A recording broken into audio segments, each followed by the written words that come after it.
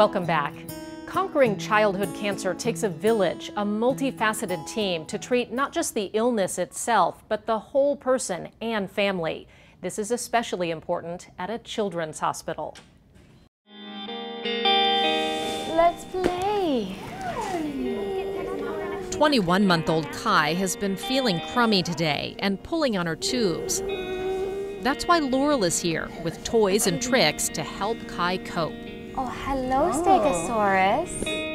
As a child life specialist, it's Laurel's job to help normalize this hospital experience for patients like Kai. And normal for a 21-month-old is playing. You knocked the house down! Yay! All kids know how to play. All kids know what they enjoy doing. So we build on that. We use that to our advantage to help them process their illness, process their stay, and continue being kids. This gives Kai a distraction. She's forgotten about those tubes she'd been tugging on earlier. Tiger. Nice grabbing, Kai. Good job. It's also providing healthy movement and development. By setting up towers, we're encouraging her to reach out. By using the Model Magic clay, we're encouraging her to use that grasping strength.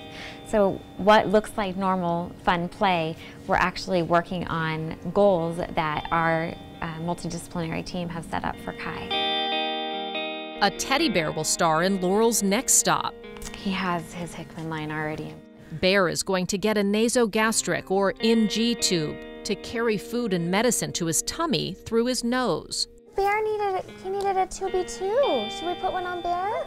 Look, it's not going on you. No, for Bear, just for Bear. Seeing Bear get an NG tube will help 15-month-old Levi better deal with his. Here we go. You gonna help me? Here, help me do Bear. Oh, good job.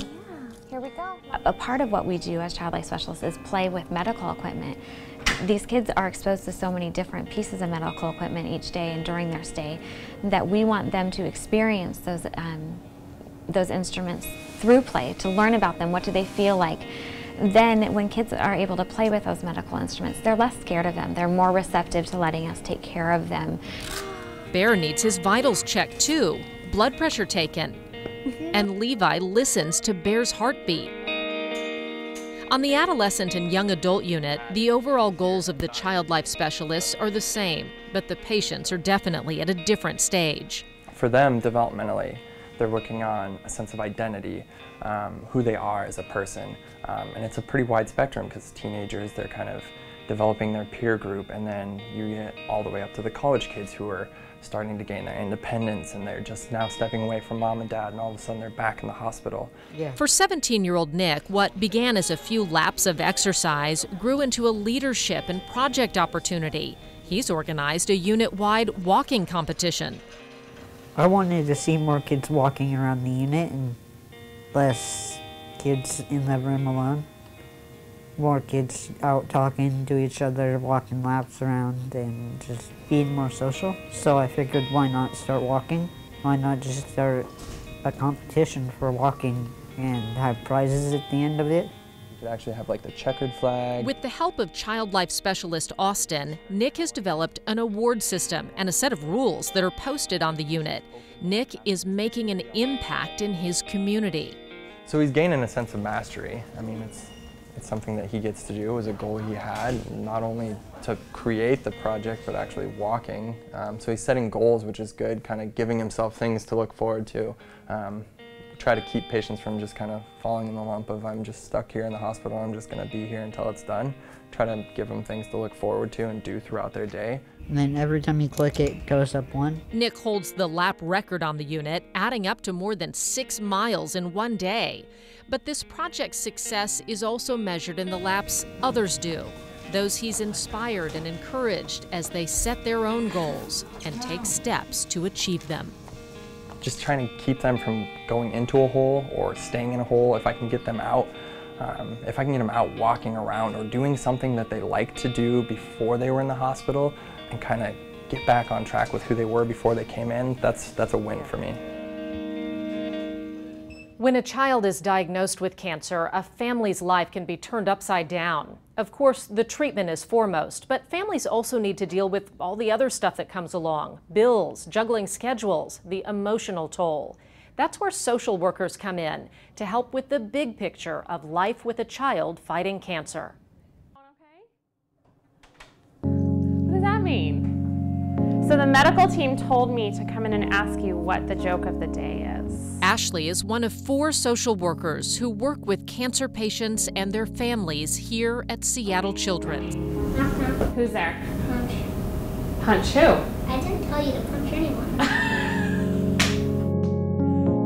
Think of Ashlei as sort of a friendly guide, helping families through their cancer journey, from diagnosis through treatment and during the transition back home and into regular life. Hey, Elizabeth. How are you? While the providers focus on the medical care, social workers help with many effects cancer can have on a family. To just get the paperwork for you, and I can then go ahead and send that off. Okay, thank you. Yeah. For the practical support, we help out a lot with lodging resources and transportation assistance. We also help out with some financial assistance, since a lot of families are at a financial hardship as a result of the cancer diagnosis and being away from their families. Families travel from Alaska, Montana, and Idaho, and so they are displaced for long periods of time. Okay. In addition to helping with practical, everyday needs, social workers also provide emotional support. This kind of journey is tiring and taxing on a lot of families, and they utilize us as a source of that emotional support that they may not be getting from their community at home. What are you watching? It's on TV. A lot of Ashlei's job is just dropping in to visit, listening, asking questions to see what a family might need to help them navigate an unknown, sometimes scary path. We ask about how the family's coping today, if there's anything that they need specific, if there's anything that we can help with, if they have any questions that maybe the medical team hasn't answered, we can help facilitate communication between the family and the medical team, or encourage the family to make sure that they ask their questions to the medical team during medical rounds or when the providers are visiting throughout the day. So next week, you and I have a Monopoly game to play. I love building relationships with families. It's so moving and rewarding to be able to help support them through such a challenging time. But there's such a great team that can support them through the entire process that hopefully we can make things a little bit easier for them. Okay, it's a date. Social workers also help with the important transition to life after cancer, looking ahead to the survivor phase. One important program here looks way ahead, helping kids conquering cancer to think about a family of their own someday.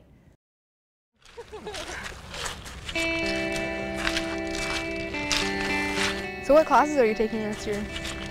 17-year-old Shannon and her friend Lily are starting their senior year of high school. They're thinking about typical teenage girl things, grades and boys, and college applications. Oh, wow.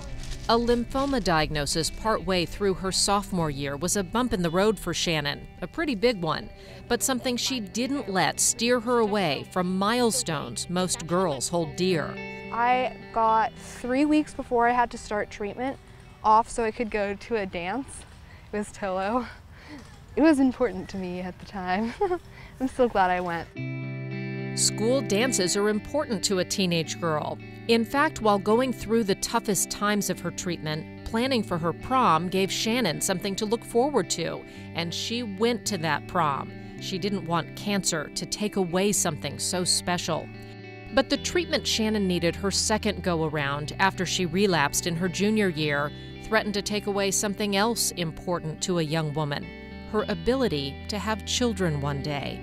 And people just don't want to be alive after cancer. They still have the same goals and aspirations that they had before their cancer diagnosis. One of those being the possibility of having a family someday. And we know that for some patients, the treatment that we give them may impact their fertility and their ability to conceive children, perhaps the way their peers or their siblings may. For both boys and girls, the same cancer treatment that can save their life can hurt their chances of conceiving a child. Leah Crone, clinical nurse specialist for the Adolescent and Young Adult Oncology Program, counsels young cancer patients about options for preserving fertility. That is one of the favorite pieces of my role, because it's a very future-oriented kind of service and thing that we're providing to these patients right about the time where they're getting what they would consider a lot of bad news. And so right about the time they're diagnosed and we find out, we understand what their disease is and how we're going to treat it, we can look at the treatment and say, what kind of risk does this treatment pose to their future fertility? And then we can counsel them appropriately. Because I still don't know if I'm infertile or not, but knowing that I have the option to is very comforting, because I don't really want to close any doors at 17. For Shannon, keeping that door open meant giving herself weekly hormone shots, monitoring hormone levels, and having several eggs extracted and frozen for the future. It was a big commitment, especially for a teenage girl who didn't have motherhood on her radar screen just yet. Cancer definitely forces you to grow up. But in the midst of a fight against cancer, looking into the future can be a very positive thing. What we say is that you become a cancer survivor the day that you're diagnosed, and we really need to treat our patients that way and be very forward thinking about making sure that we maximize the quality of their life after their treatment. They want to go back to school, they want careers, they want families, they want to be married, they want the same things that all young people want, and parents want these things for their children as well too. So it's not all about just treating and curing cancer anymore. We have to think a little further into the future than that now. The nice, wonderful thing about Seattle Children's, Seattle Cancer Care, the University of Washington, it's not the short term. They see you as a long-term survivor, and that's how they look at every single case. The future looks bright for this cancer survivor. Senior year of high school, college, career, and someday a chance for a family of her own. I'm glad I did it though. I've always seen myself having kids in the future. It's nice knowing I can still do the things that I've always wanted to do, and my cancer didn't, prevent that from happening.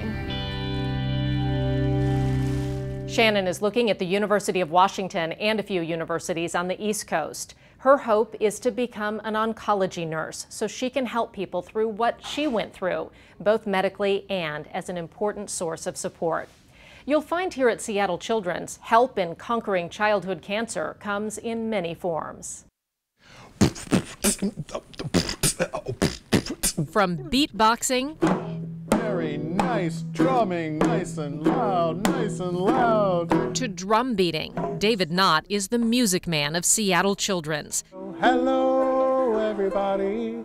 We're so glad to see you, so glad to see you. This board-certified music therapist makes the rounds with his own kind of instruments of healing. We're so glad to see you. Hello, William. Helping them to relax, calm down when they're upset, in pain, anxious, frustrated, angry. Patients may think he's just stopped in to strum a tune, but he's strategic. Music can be the best medicine in many ways. I may be seeing a kiddo because they're having a tough time and they're maybe a little withdrawn and frustrated, but in the act of providing music for them and then getting them engaged in expressing themselves with music, they may open up and become more verbal. If they sing with me, they're taking deeper breaths, they're getting better respiration. If we get moving, that's increased activity, increasing their circulation.